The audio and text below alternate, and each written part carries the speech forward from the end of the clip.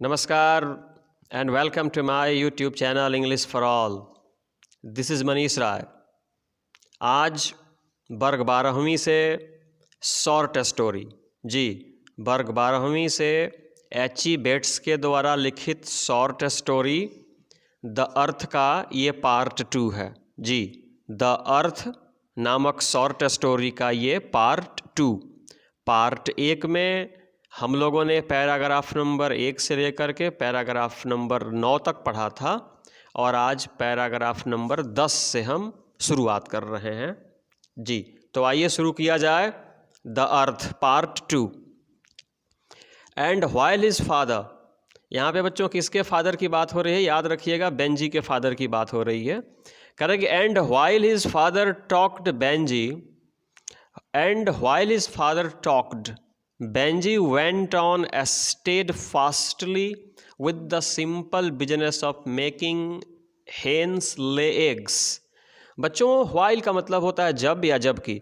जब बेंजी के पिताजी टॉक्ड बात करते थे ना, भाषण देते थे, आपको पता है लोकल प्रीचर थे ये, जब ये भाषण देते रहते थे ना, बेंजी वेंट ऑन स्टेडफास्टली। स्टेडफास्टली का मतलब होता है लगातार, विश्वास और भरोसे के साथ। बेंजी लगातार विश्वास और भरोसे के साथ with the simple business of making hens lay eggs, अपनी मुर्गियों और मुर्गियों के अंडे के व्यवसाय में लगा रहा। Part of the field at the back of his father's house, यानी बेंजी के पिता जिनका नाम जॉनसन था ना, जॉनसन के घर के पीछे पार्ट ऑफ द फील्ड, यानी जो 4 एकड़ की भूमि थी ना, उस भूमि का एक हिस्सा बिगन टू रिजेंबल, दिखने लगा। Began to resemble, began to resemble का मतलब होता है दिखने लगा, रिजेंबल का मतलब होता है सदृश दिखना, समान दिखना। Began to resemble a quivering checker board, जो चेकर बोर्ड देख रहे हैं ना, इसका अर्थ लिखा हुआ है कि the rectangular hen coops each containing a different colour of hen made part of the field resemble a checker board, यानी एक आयताकार, मुर्गियों का एक आयताकार दरबा जिसमें भिन्न प्रकार की मुर्गियां रखी जाती हैं। तो कह रहा है कि बेंजी के पिताजी जॉनसन्स, जिनकी 4 एकड़ भूमि थी ना, तो उस भूमि का एक हिस्सा अब पूरा मुर्गियों से भर गया, एकदम मुर्गियों की तरह दिखने लगा। ऑफ ब्लैक एंड ब्राउन, उसमें काली मुर्गियां भी थीं, भूरी मुर्गियां भी थीं। एंड वाइट फेदर्स, और चारों तरफ, वाइट का मतलब सफ़ेद और फेदर्स का मतलब होता है पंख, चारों तरफ उसमें सफ़ेद पंख फैले हुए थे। For a long time now, the eggs had been too many for the wheel truck। बच्चों H.E. बेट्स कह रहे हैं कि for the long time now the eggs had been too many, अब अंडों का उत्पादन इतना ज़्यादा होने लगा था ना कि फॉर द व्हील ट्रक, जिस व्हील ट्रक पे सप्ताह में 3 दिन टोकरी भर करके अंडे बेचने के लिए बेंजी लेकर के जाता था ना, अब उस व्हील ट्रक के बस की बात नहीं रही। यानी अब अंडों का उत्पादन इतना बढ़ गया कि अब व्हील ट्रक से अंडों का व्यापार करना मुश्किल था। And Benji at regular intervals, at regular intervals का मतलब होता है नियमित अंतराल पर। And Benji at regular intervals, borrowed का मतलब होता है उधार लेता था। His father's horse and cart taking the eggs not only down into the town but also into the market. अब बेंजी अपने पिता की जो वो घोड़ा गाड़ी थी ना, उसको उनसे उधार लेता था और उस पे अंडों को लाद करके केवल शहर में ही नहीं बट इनटू मार्केट, बल्कि बेचने के लिए सीधे बाजार भी लेकर के जाता था। All the time Benjy wore the simple smile of a simple hearted man on his face, दिन भर 24 घंटे on the face of Benjy, Benjy के फेस पर वो साधारण सी मुस्कान बिखरी हुई रहती थी। Of a simple hearted man, एक भोले दिल वाले व्यक्ति की तरह उसके चेहरे पर एक साधारण सी मुस्कान 24 घंटे बिखरी रहती थी।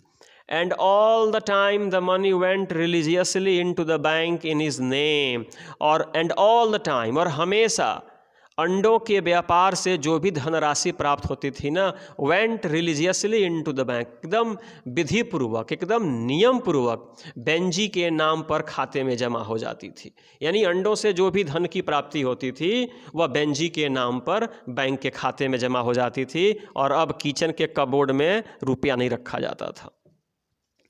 नंबर 11 चलते हैं बच्चों। When Benji was 21, his mother and father planned and carried out a little ceremony.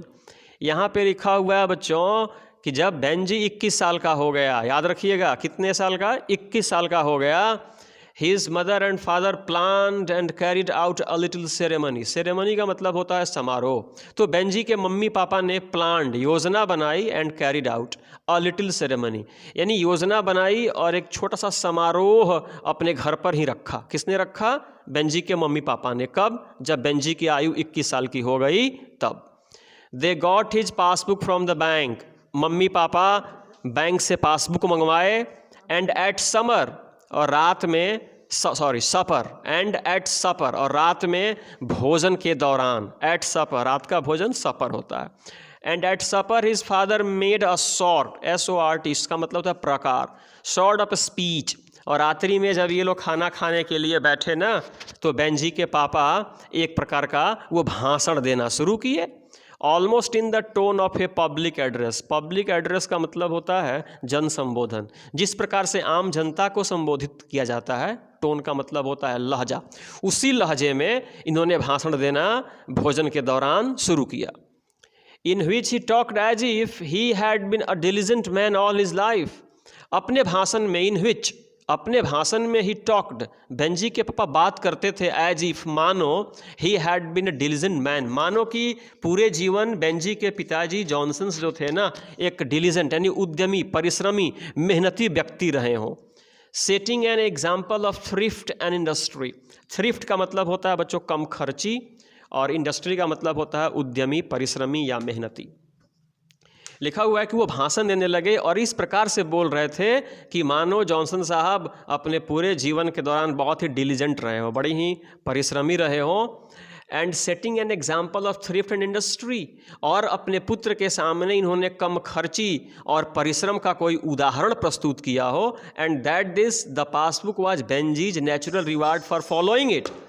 और बेंजी को जो ये पासबुक मिला ना, ऐसा लगा कि बेंजी ने अपने पापा के कम खर्च और अपने पापा के परिश्रम को फॉलो किया, यानी उसका अनुसरण किया था, इसलिए बेंजी को पासबुक दिया जा रहा था। इस प्रकार का भाषण बेंजी के पिताजी दे रहे थे।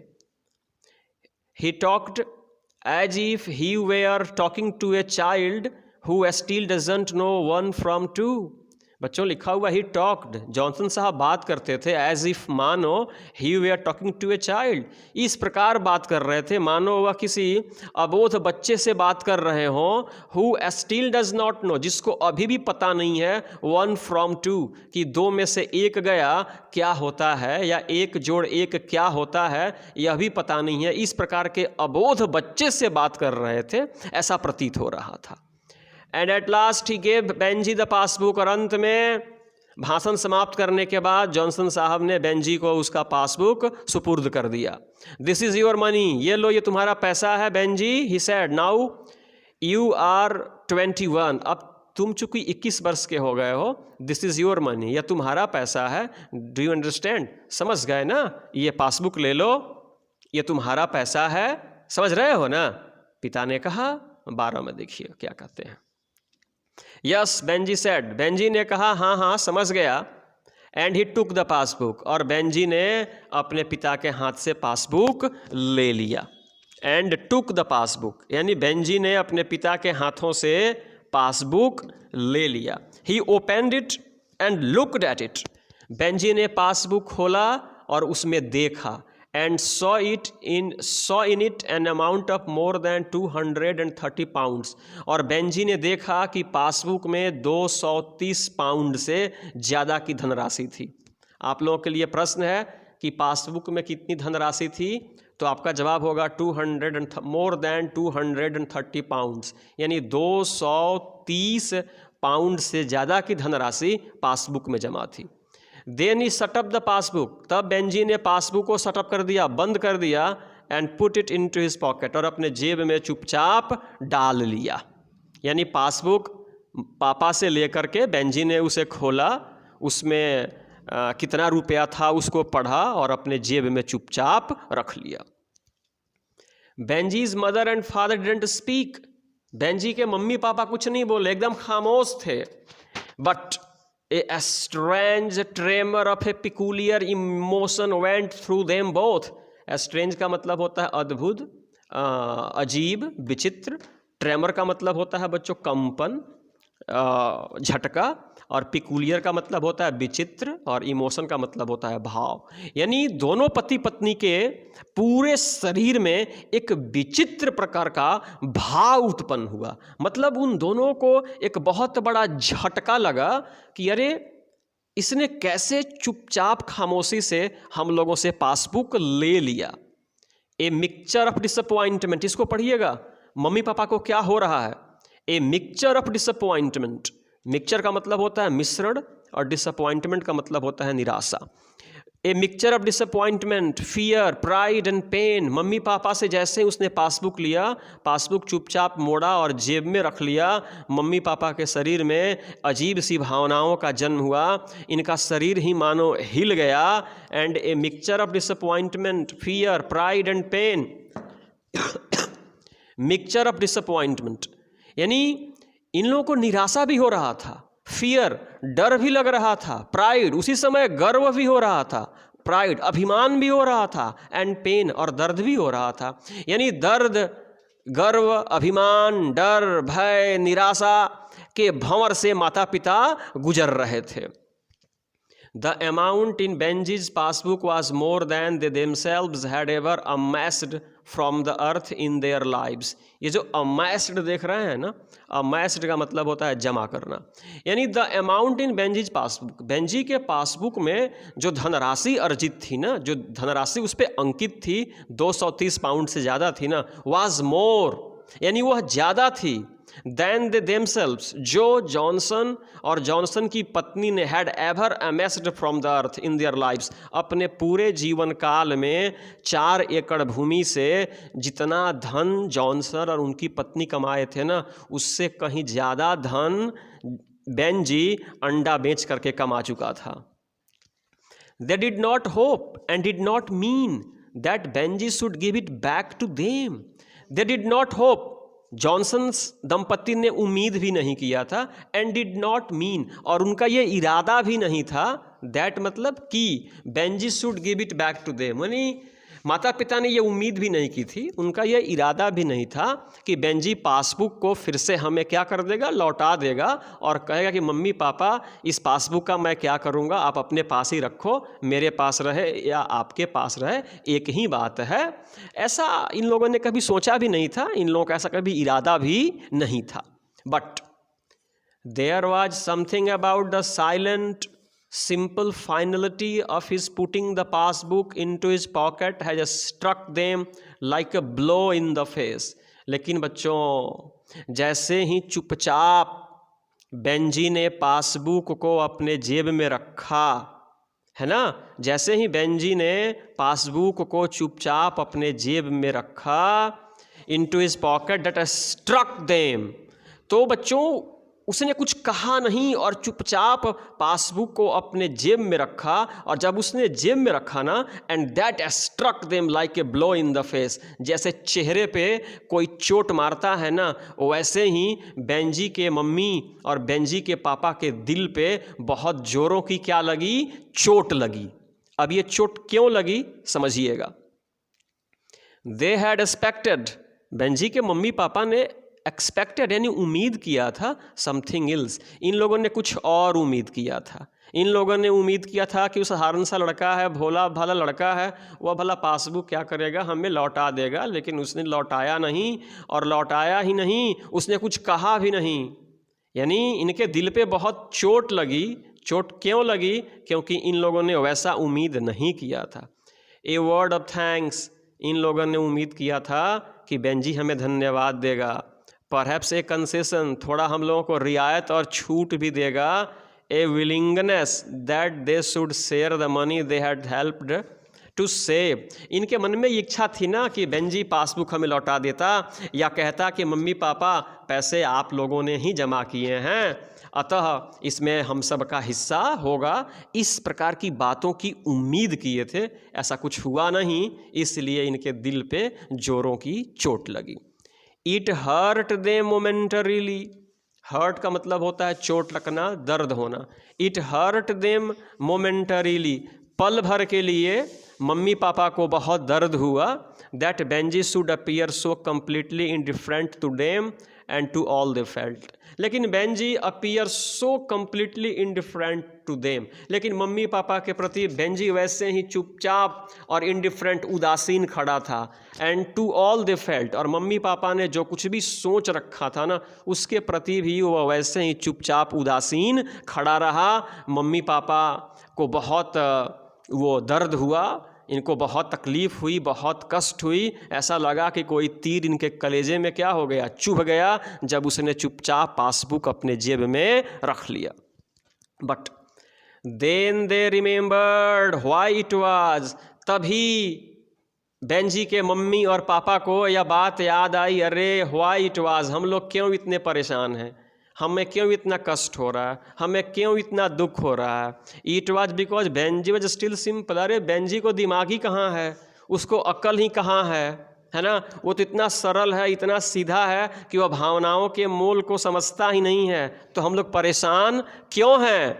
There were sets of feelings and conduct that were beyond his understanding. ये मन में ही कह रहे हैं कि अरे उसके पास इतनी अकल कहाँ कि वह फीलिंग्स को समझे, वह भावनाओं को समझे, वह कंडक्ट को समझे। ये सब उसकी अंडरस्टैंडिंग, उसके समझ के बाहर की क्या है चीज़ है। And they were touched with pity for him, और बेंजी के लिए इनके दिल में जो थी ना पीटी मतलब करुणा जो थी ना वो भर आई, दया का भाव भर आया, और दया का भाव भर आया। एंड अंडरस्टूड, और इन लोगों ने ये समझा भी कि बेंजी जो है वो एक साधारण दिमाग का लड़का है, ये सारी बातें उसके समझ में नहीं आती है। हम लोग बेकार में उसके बारे में भला बुरा सोच करके अपने दिल को चोट पहुंचा रहे हैं। बेटे के प्रति इनके मन में बहुत दया उमड़ पड़ी। नंबर 14 में देखते हैं बच्चों, what are you going to do with the money. अब देखिए बाबूजी पूछ रहे हैं, पिताजी पूछ रहे हैं कि what are you going to do with the money, they said. Mummy papa ने पूछा कि बेंजी जो पासबुक में पैसे हैं ना क्या करोगे पैसों का। I am going to buy a piece of land, Benjy said.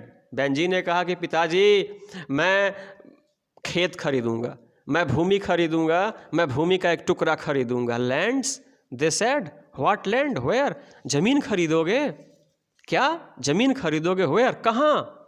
Mister Whitmore wants to sell the 4 acres next to us, Benjy said. Benjy ने कहा कि नेक्स्ट टू अस यानी हमारे ज़मीन के बगल में मिस्टर व्हिटमोर साहब की भी 4 एकड़ की जो प्लॉट है ना, जो 4 एकड़ ज़मीन है उसको वो बेचना चाहते हैं, वही मैं खरीदूंगा। बट बेंजी, दे सेड, लेकिन उन लोगों ने कहा Benji how did you know, how did you find out, कैसे तुम्हें पता चला, कैसे तुम ये जाने कि व्हिटमोर ज़मीन बेचना चाहते हैं। Benji had a very simple answer. Benji के पास बड़ा ही सरल सा जवाब था। I asked mister Whitmore, he said. उन्होंने कहा कि मैंने व्हिटमोर साहब से पूछा। Well, they said this is a very good idea, a wonderful good idea, you could not do anything. ठीक है, बहुत अच्छा काम कर रहे हो बेटे, बहुत अच्छा काम कर रहे हो, तुम ज़मीन खरीद रहे हो, ए वंडरफुल गुड आइडिया, यह बहुत अच्छी बात है। You can't do anything better than that, आप इससे अच्छा और दुनिया में कोई काम नहीं कर सकते थे। आप ज़मीन खरीद रहे हो, हम लोगों को बहुत खुशी है, हमारा सीना गर्व से फूल रहा है, हम लोग एकदम गदगद हैं, मम्मी पापा ने बेंजी से कहा। लेकिन मन में कुछ और चल रहा था बच्चों। आगे देखिए 22 में क्या होता है। कहता है कि एज टाइम वेंट ऑन, समय बीतता गया बच्चों। एज टाइम वेंट ऑन, समय बीतता गया। And Benji acquired the land, और बेंजी ने उस 4 एकड़ ज़मीन को अर्जित कर लिया, खरीद लिया। His father and mother not only felt that it was a good idea but they felt very proud of him. Mummy papa को केवल यह विचार पसंद नहीं आया कि बेंजी ने ज़मीन खरीद ली, बट उन लोगों को बेंजी पे प्राउड फील हुआ, गर्व महसूस हुआ कि हमारे साधारण से बेटे ने 4 एकड़ ज़मीन खरीद ली और वो भी कमा करके, और हम लोगों ने अपने जीवन में इतना नहीं कमाया जितने कुछ वर्षों में इसने अंडे बेच करके कमा लिए। इसलिए मम्मी पापा को अब गर्व हो रहा था, अभिमान हो रहा था। They had that kind of pride in him that parents have in a child that says its first word or takes its first step. They had that kind of pride in him. यानी Benji के mummy पापा को Benji पर उसी प्रकार का अभिमान हो रहा था दैट पेरेंट्स हैव, जो मम्मी पापा को होता है इन ए चाइल्ड, एक बच्चे पर, that says it's first word, जब कोई नवजात शिशु पहली बार मामा, पापा, काका बोलता है, और टेक्स इट फर्स्ट स्टेप, या जब कोई नवजात शिशु अपने कदमों से पहली बार चलना शुरू करता है ना, तो जिस प्रकार का अभिमान और गर्व माता पिता को होता है, उसी प्रकार का गर्व और अभिमान आज बेंजी के मम्मी पापा को बेंजी पर हो रहा था। पता है क्यों हो रहा था? क्योंकि बेंजी साधारण सा लड़का था, वो भोला भाला लड़का था, और आज पहली बार उसने एक सयाने वाली, मतलब ग्रोन अप मैन वाली काम की है, इसलिए मम्मी पापा को आज उस पर अभिमान हो रहा था। It was wonderful too that he had taken the step without help, और अद्भुत बात ये थी, मज़े की बात ये थी that he had taken the step without help, यानी बिना किसी मदद की उसके मन में, बेंजी के मन में ज़मीन खरीदने की बात आई, उसने ज़मीन पता लगाई और ज़मीन खरीदा भी। यह बात सचमुच में बड़ा वंडरफुल था, मम्मी पापा को लगा। विदाउट फोर्स और प्रॉम्प्टिंग, यानी बिना कहे, बिना उस पर दबाव डाले उसने ज़मीन खरीदी, इसलिए यह मामला बड़ा वंडरफुल था। All his life they had treated him as a child that will not grow up, and now suddenly he had grown up.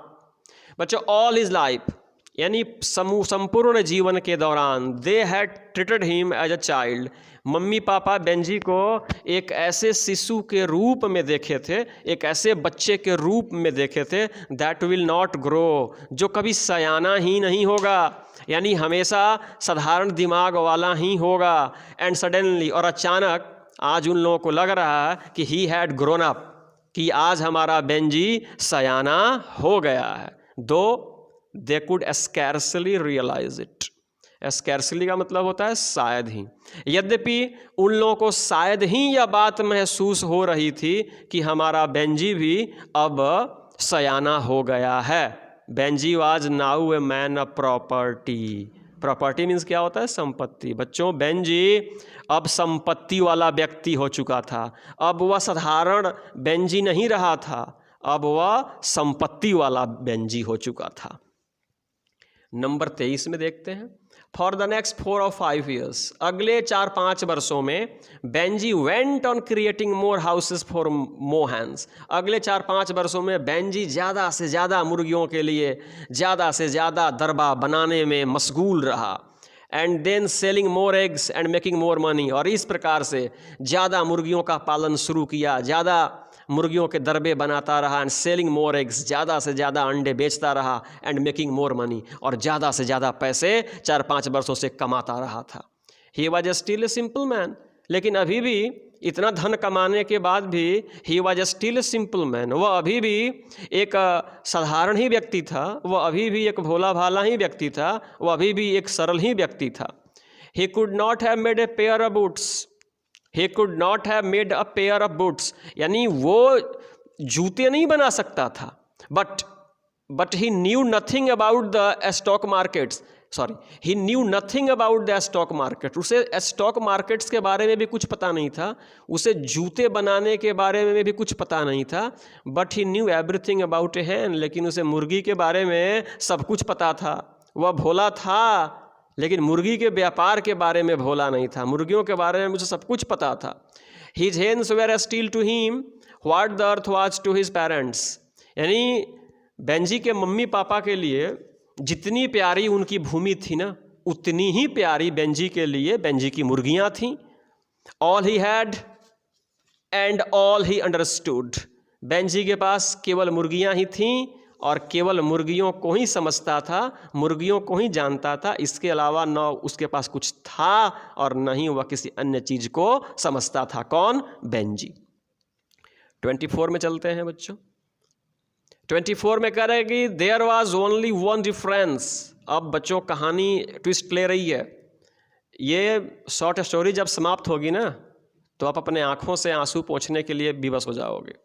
There was only one difference between Benjy's hens and his parents land. H E. Bates कह रहे हैं कि Benji की मुर्गियों में और Benjy के parents की भूमि में सिर्फ एक अंतर था। मुर्गियों में और ज़मीन में सिर्फ एक अंतर था भाई। The hens belong to Benjy. वो जो मुर्गियाँ थी ना वह बेंजी की थी। The land had never belong to his parents. लेकिन वह 4 एकड़ भूमि जिस पे जॉनसन्स और उनकी पत्नी रहते थे ना, had never belong to his parents. वे जॉनसन्स की कभी थी ही नहीं। Who had rented it now for 40 years. 40 वर्षों से वे लोग उस भूमि को भाड़े पर लिए थे। 40 वर्षों से, आपके लिए प्रश्न है, 40 वर्षों से उस भूमि को भाड़े पर लिए थे। ऑन ए अर्ली टेनेंसी, साल में एक बार उस भूमि की टेनेंसी यानी किराया वो लोग देते थे। From a man named Sanders. किस व्यक्ति को? सैंडर्स को। यानी सैंडर्स नामक व्यक्ति की वह भूमि थी जिसको जॉनसन 40 वर्षों से भाड़े पर लिए थे और अपना जीवन यापन करते थे। इसलिए एच.ई. बेट्स कह रहे हैं कि बेंजी की मुर्गी और जॉनसन की ज़मीन में एकमात्र फ़र्क ये था कि मुर्गियाँ बेंजी की थीं लेकिन वह भूमि जॉनसन की नहीं थी, वह सैंडर की थी। They'd often spoken of buying the land, but somehow the scheme never came to anything. यानी जॉनसन्स दंपति ने जमीन की खरीद की चर्चा कई बार की थी, but somehow the scheme never came to anything. लेकिन यह योजना कभी अमली जामा नहीं पहन सकी थी, वह कभी भी उनका इरादा पूरा नहीं हो सका था। वह 40 वर्षों से ज़मीन को खरीद नहीं पाए थे। It was easier for Benjy's father to stand at the door and talk. Benjy के पापा के लिए दरवाजे पर खड़ा होना और भाषण देना बहुत आसान था। और to talk in the pulpit and trust in God. मंच पे खड़ा होकर के भाषण देना भी उनके लिए आसान था। भगवान पर भरोसा करना भी उनके लिए आसान था। Than to make a business proposition. लेकिन व्यापार के लिए कोई सुझाव देना, लेकिन व्यापार के लिए कोई योजना बनाना उनके लिए दुष्कर कार्य था। मतलब उन्होंने कोई व्यापार नहीं किया, कोई काम नहीं किया, कोई परिश्रम नहीं किया, कभी उन्होंने पसीना नहीं बहाया, केवल भाषण दिया और भगवान पे भरोसा किया। यही कारण है कि आज उनके पास कुछ नहीं है। सुनिए, एंड नाउ एट 65। और अब उस दंपति की आयु 65 वर्ष की हो गई थी। अब बेंजी के मम्मी पापा की आयु 65 की हो गई थी। And they were too old to think of buying land. अब वे लोग इतने बूढ़े हो गए थे ना कि अब ज़मीन खरीदने की सोच भी नहीं सकते थे। And suddenly the land was for sale. O my God. देखिए, जॉनसन के मम्मी पापा की आयु हो गई थी 65 की। उनके पास कभी इतने पैसे नहीं थे कि उस ज़मीन को अस्थायी रूप से अपना बना सके। वे लोग भाड़े की ज़मीन पे रहते थे। And suddenly the land was for cell. और अचानक अब वो जो 4 एकड़ की भूमि थी ना, बिकने वाली थी। देयर लैंड देयर अर्थ। आप उस भूमि को उनका घर कहिए, उनका खेत कहिए, उनका कलेजा कहिए, जो कहिए, अब वह ज़मीन बिकने वाली थी। Which was all they had। उसके अलावा, उस ज़मीन के अलावा जॉनसन दंपत्ति के पास कुछ भी नहीं था। The town was spreading. शहर का विकास हो रहा था, शहर का विस्तार हो रहा था। The man named Sanders said. तो उस ज़मीन का मालिक जिसका नाम था सैंडर्स, उसने कहा, and everywhere people wanted land for building. Johnson से कहा कि देखिए जॉनसन साहब, everywhere people wanted land for building. चारों तरफ लोग ज़मीन ढूंढ रहे हैं घर बनाने के लिए। Either he must sell the land for building. या तो मैं घर बनाने के लिए दूसरों को ये ज़मीन बेच दूंगा, और he must sell the land to them. या अगर आप लोग चाहो तो इस ज़मीन को ले लो, आप लोग नहीं लोगे तो मैं दूसरों को बेच दूंगा और वे लोग अपना यहाँ पे घर बना लेंगे। अब ज़मीन मैं रख नहीं सकता, अब मैं ज़मीन बेचूंगा। सैंडर ने जॉनसन से 65 वर्ष की आयु में कह डाला। 26 देखिए बच्चों। They felt lost and distracted. इस सेंटेंस को देखिए, they felt lost and distracted, एकदम से विक्षिप्त से हो गए, एकदम पगला सा गए। जॉनसन जो थे ना, जैसे ही सुना कि अब ये ज़मीन बिकेगी, एकदम डिस्ट्रैक्टेड हो गए, पगला से गए, विक्षिप्त हो गए, एकदम व्याकुल और परेशान हो गए। दे हैड लिव्ड अ वेग ट्रस्टिंग लाइफ विदाउट सिस्टम, यानी अपना पूरा 65 साल जो था ना, यूं ही बिता दिया था। किसने? जॉनसन दंपति ने। समझिए, लिखा है कि दे हैड लिव्ड ए वेग, वेग का मतलब होता है अस्पष्ट, VAGUE, इसका मतलब होता है अस्पष्ट। तो दे हैड लिव्ड अ वेग ट्रस्टिंग लाइफ विदाउट सिस्टम, और सिस्टम का अर्थ होता है योजना, यानी बिना किसी योजना के अपना संपूर्ण जीवन यानी अस्पष्ट रूप से, वेग अनिश्चित रूप से इन लोगों ने बिता दिया था। With a simple minded son to rear, एक सरल से दिमाग वाले बच्चे के पालन पोषण करने में ही इन्होंने अपना पूरा जीवन व्यतीत कर दिया था। With an infinite faith in God, और भगवान पे असीम इनके मतलब भगवान पे ये बहुत भरोसा करते थे। एक साधारण से बेटे को पालते पोसते थे और बिना किसी योजना के और अस्पष्ट तरीके से अपना पूरा जीवन इन्होंने बिता दिया था। And faith in God but with little और नो फेथ इन फर्टिलाइजर्स, भगवान पे भरोसा करते थे लेकिन खाद पे नहीं करते थे, बीज पे नहीं करते थे, पटवन पे नहीं करते थे, इसलिए इनके खेत में कभी कोई उपज होती ही नहीं थी, इसलिए ये गरीब के गरीब ही बने रहे। As a result they had nothing, परिणाम स्वरूप ये हुआ कि जॉनसन साहब 65 साल की आयु में भी दे हैड नथिंग, इनके पास कुछ नहीं था। Even the earth which they had regarded as inviolate, है ना, वह ज़मीन भी जिसको ये लोग मान बैठे थे कि ज़मीन को कोई खतरा नहीं है, यह ज़मीन कभी बिकेगी नहीं, यह हमारी बनी रहेगी, was not theirs, अब वह ज़मीन भी इनकी नहीं थी। and was about to be taken away from them, और अब वह ज़मीन इनसे छीनने वाली थी। बच्चों, शुरू में मैंने बताया था ना कि ज़मीन इनके दिल के बहुत करीब थी, और ज़मीन के अलावा इनके पास एक घोड़ी थी, एक हल था, कुछ उपकरण थे, और एक ये साधारण सा लड़का था, इसके अलावा कुछ नहीं था। और अब ये ज़मीन इनके हाथों से निकलने वाली थी।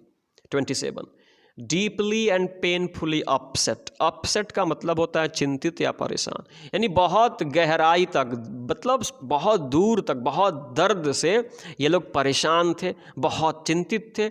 And they went to the man named Sanders, और ज़मीन के असली मालिक सेंडर्स के पास परेशान होकर के जॉनसन साहब गए। And told him how it was, I don't see no way of getting the money, देखिए सेंडर्स, मेरे पास पैसे की कोई व्यवस्था नहीं हो पा रही है। So we must get out at Michaelmas, that's all, बस अब हम लोग ज़मीन को छोड़ देंगे और तीर्थ यात्रा पे या मेला घूमने के लिए चले जाएंगे, हमारे बस की बात नहीं है कि मैं इस ज़मीन को खरीद सकूं। डोंट यू वरी, चिंता मत कीजिए, सैंडर्स ने कहा, डोंट यू वरी, चिंता मत कीजिए। डोंट सरप्राइज मी, यानी मुझको आप सरप्राइज भी मत कीजिए, मुझको आप चकित भी मत कीजिए कि you can't see your way to do it, कि आप इस ज़मीन को ले नहीं सकते। But I can tell you this, if you can't buy it somebody not far away will, देख लीजिए, अगर आप इस भूमि को नहीं लेंगे ना, तो जो व्यक्ति इस भूमि को खरीदेगा, जो व्यक्ति इस ज़मीन को खरीदेगा ना, वह कोई बहुत दूर का रहने वाला नहीं है, वह आपके पास का ही रहने वाला है, वही व्यक्ति ज़मीन को खरीद लेगा अगर आप नहीं खरीदोगे तो। अब थोड़े से चकित हो गए, परेशान हो गए कि भाई कौन है हमारे बगल में, हमारे पास ही रहने वाला व्यक्ति कौन है जो हमारी ज़मीन को हमसे खरीद लेगा। तो बड़ी क्यूरियसली ये पूछते हैं, who will by it, they said, उन लोगों ने पूछा कौन खरीदेगा। बेंजी, ही सेड, सैंडर्स ने कहा, बेंजी खरीदेगा, आपका लड़का बेंजी आपके ज़मीन को खरीदेगा। They went home feeling that this was the supremely important moment of their lives.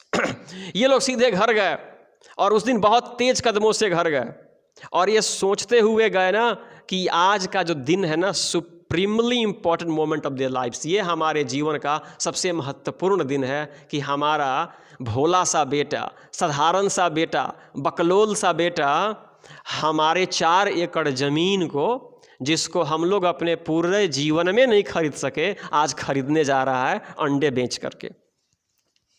It seemed like the moment of reward. It seemed का मतलब प्रतीत होता था, यह प्रतीत हुआ कि ये आज इन लोगों को कुछ रिवार्ड, कुछ इनाम मिल रहा, कुछ पुरस्कार मिल रहा। यानी एक साधारण से भी बच्चे को पालने पोसने का आज इनको इनाम मिल रहा, 4 एकड़ ज़मीन। सुनिए, if their faith had been second it was now completely whole again. शुरू में इन लोगों ने सोचा था कि भाई ये साधारण दिमाग का लड़का है, ये क्या करेगा क्या नहीं करेगा, लेकिन आज जो इनका फेथ था ना, विश्वास जो था ना, जो डगमगा रहा था, इकट्ठा हो गया था। They saw that there could be joy, satisfaction and ultimate good even in the raising of a simple minded son। आज इन लोगों ने रियलाइज़ किया, आज इन लोगों ने देखा कि एक साधारण से पुत्र को भी रेज का मतलब पालन पोषण करने का क्या फ़ायदा है, उसका क्या पुरस्कार है, आज हम लोगों को मिलने जा रहा है। नंबर 33 में देखिए बच्चों क्या हो रहा है। वी नेवर न्यू बेंजी, हमें कभी पता नहीं था। वी नेवर इवन सस्पेक्टेड, हमने कभी ये सुबह भी नहीं किया था, हमने कभी शंका भी नहीं किया था कि what made you do it, what are you going to do. आखिर तुम्हारे मन में क्या आया कि तुम ज़मीन खरीदने जा रहे हो, आखिर ज़मीन क्यों खरीद रहे हो। जॉनसन्स ने अपने बेंजी से पूछा। I am going to put up more incubator houses, Benjy said. Benjy ने कहा कि मैं उस पर मुर्गियों के लिए घर बनाऊंगा, मैं उस पर मुर्गियों के लिए घर बनाऊंगा, इसलिए मैं ज़मीन खरीद रहा हूँ। अगेन, फिर से जिस दिन पासबुक लिया था ना, तो जो तीर इनके सीने में चुभी थी, वैसे ही एक और तीर आज फिर से मम्मी पापा के सीने में चुभ रही है। When they had given Benji the passbook, they did not speak। जिस दिन बेंजी को पासबुक दिया गया था ना, 21 साल की उम्र में, मम्मी पापा एक शब्द भी नहीं बोले थे, आज भी नहीं बोल रहे थे। They had expected something else, आज भी इन लोगों ने बेटे से जवाब के रूप में कुछ और की उम्मीद की थी। Without quite knowing what a word, a small concession, perhaps an assurance that things should go on as before. शायद इनके दिल के कोने में कहीं ना कहीं ये विश्वास था कि शायद हमारा बेटा ये कह देता कि हम ज़मीन इसलिए खरीद रहे हैं कि हम लोग जैसे रह रहे हैं वैसे ही हम लोग इस पर रहेंगे। लेकिन उसने कहा कि नहीं, मैं इस पे मुर्गियों के लिए घर बनाऊंगा, मैं इस पे इनक्यूबेटर हाउस बनाऊंगा। But there was nothing, only the same simple finality as when Benji had taken possession of the passbook, they were momentarily pained। आज फिर से इनको क्षण भर के लिए, पल भर के लिए उसी दुख का सामना करना पड़ा, उसी परेशानी का सामना करना पड़ा जिस परेशानी का सामना इन्होंने उस दिन किया था जब इन लोगों ने अपने बच्चे को पासबुक सौंपा था। Then they knew again white, अरे तब पता चला कि अरे झुठमुठ के हम लोग परेशान हैं, हमारा लड़का जो है ना, इसको अक्ल ही नहीं है, इसको दिमाग ही नहीं है, इसलिए ये भावनाओं को समझता ही नहीं है। हम लोग झूठमुठ में इसके बारे में भरा बुरा सोच करके अपने आप को परेशान कर रहे हैं। There are some things which are forgivable to a simple minded son, the simple minded as they knew quite well don't always understand.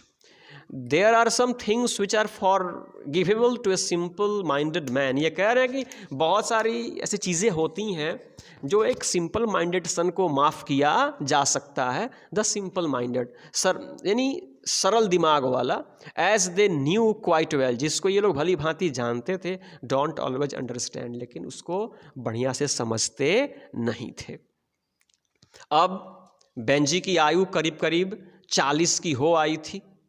अब बेंजी की आयु करीब करीब 40 की हो आई थी। तो बच्चों, द अर्थ जो शॉर्ट स्टोरी है H.G. वेल्स के द्वारा लिखी, इसका तीसरा पार्ट मतलब पैराग्राफ नंबर 36 से अंतिम पैराग्राफ तक हम लोग अगली वीडियो में पढ़ेंगे, जानेंगे और समझेंगे। तो अभी द अर्थ का पार्ट 2 समाप्त हुआ। अगर ये वीडियो आपको अच्छी लगी हो तो मेरे चैनल को लाइक करें, सब्सक्राइब करें, अपने कमेंट्स भी थे, बेल आइकन्स भी दबाएं और वीडियो समाप्त करने से पहले मेरे साथ बोले जय हिंद।